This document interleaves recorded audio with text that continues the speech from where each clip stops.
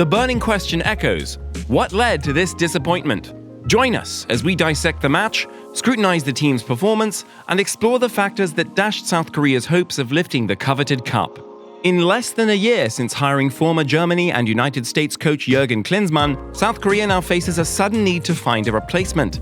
Klinsmann was initially signed on a contract intended to last until the end of the 2026 World Cup cycle. However, the urgency arises as South Korea must now hurriedly secure a new coach before their upcoming 2026 World Cup qualifiers against Thailand in March. The Korean Football Association, or KFA, embarks on this search amid a backdrop of frustration and disappointment. Lingering wounds from an underwhelming Asian Cup campaign still sting, where the team failed to meet expectations. Fans dubbed their playing style as zombie football, and despite winning only one knockout match in regular time, South Korea was eventually eliminated in the semi-finals by Jordan. The KFA now faces the challenge of finding a coach who can rejuvenate the team and guide them towards success in the upcoming World Cup qualifiers. Before the big game against Jordan, there was a fight involving two key players, Son Heung-min and Lee Kang-in. This led to Lee facing a lot of criticism on social media. Klinsmann blamed this incident for the unexpected loss to Jordan, rather than admitting any mistakes in his game plan. However, the defeat felt inevitable considering the team's performance so far. Despite having the most possession in the tournament, 69.8%, South Korea struggled to do anything meaningful with the ball. It seemed like they lacked a clear plan or direction. The Asian Cup started decently with a 3-1 win over Bahrain, but things quickly went downhill.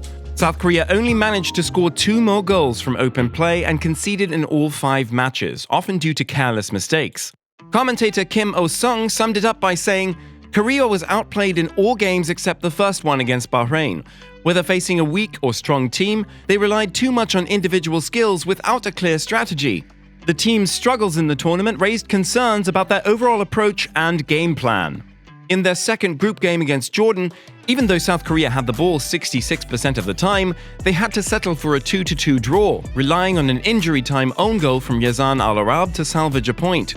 The following match against Malaysia saw South Korea dominate possession with 82%, but they conceded a last-minute goal, ending the game in a 3-3 draw.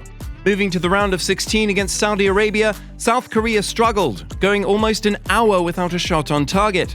They needed a dramatic 99th-minute equalizer and a penalty shootout to advance, masking their evident flaws. Facing Australia in the quarterfinals, they once again benefited from a late equalizer, and a set-piece goal from Son in extra time secured a 2-1 win.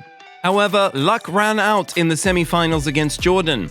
The opposing team, under coach Hussein Amuta, had a clear plan, attacking purposefully and disrupting South Korea's rhythm. Despite having 69.6% possession, South Korea couldn't manage a single shot on target. In contrast, Jordan had 7 shots on target, scoring 2 goals, with Yazan Al-Naimat capitalizing on a defensive error and Musa Al-Tamari making it 2-0 shortly after. The semi-final exposed South Korea's struggles and highlighted the impact of a well-executed opponent strategy. Klinsmann didn't seem to learn much from the previous match against the team in the group stage. The National Team Committee, an advisory group of the KFA, pointed out his tactical approach as a reason for recommending his removal on Thursday. A commentator, Park Moon-sung, expressed concerns, stating, "Throughout the tournament, it wasn't clear what style of soccer the coach wanted to play, regardless of the game results. There's a significant difference between not achieving a goal properly and not even having a clear goal in the first place." This highlights the confusion and lack of direction in Klinsmann's coaching approach during the tournament.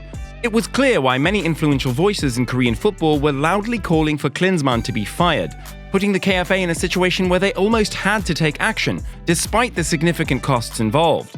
The news of his dismissal came on Friday. KFA President Chung Mong-gyu stated, "Klinsmann has failed to show the managerial skills and leadership expected of a national head coach, covering areas like tactics, managing players, work attitude, and other aspects needed for team competitiveness. Klinsmann's attitude and coaching competitiveness fell short of people's expectations, and it was agreed that there wouldn't be improvement going forward.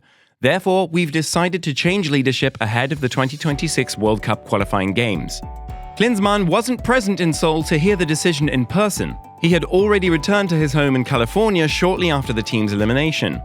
Although he posted a farewell message on social media, highlighting a 13-game undefeated run during his tenure, the last recognizable image of him as Korea's coach was a blurry screenshot of him participating in a Zoom meeting determining his future.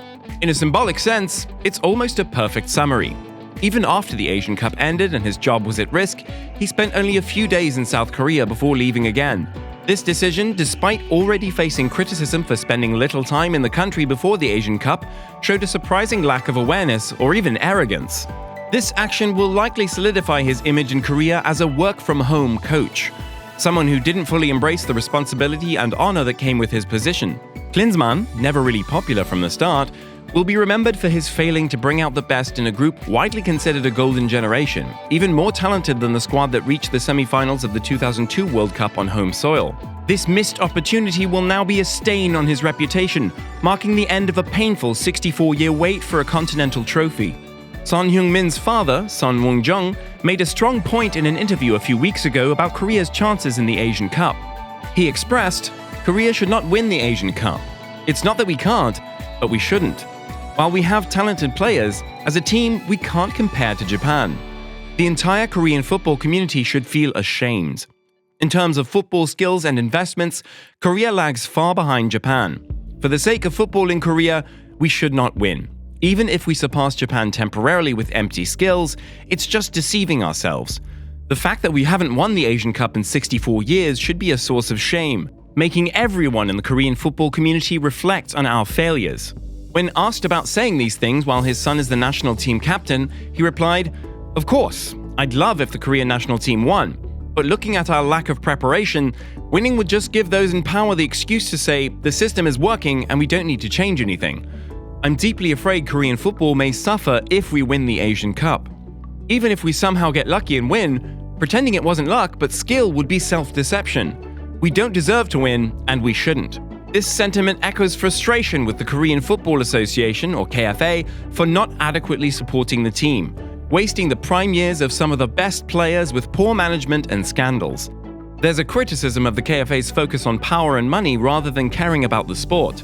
The comment also touches on a mindset among some older Koreans that sticks to brute force methods, even if they yield temporary success, without considering necessary changes. For more than 60 years, Korea hasn't won the Asian Cup, and it's starting to feel like the Asian version of England's 60 years of hurt.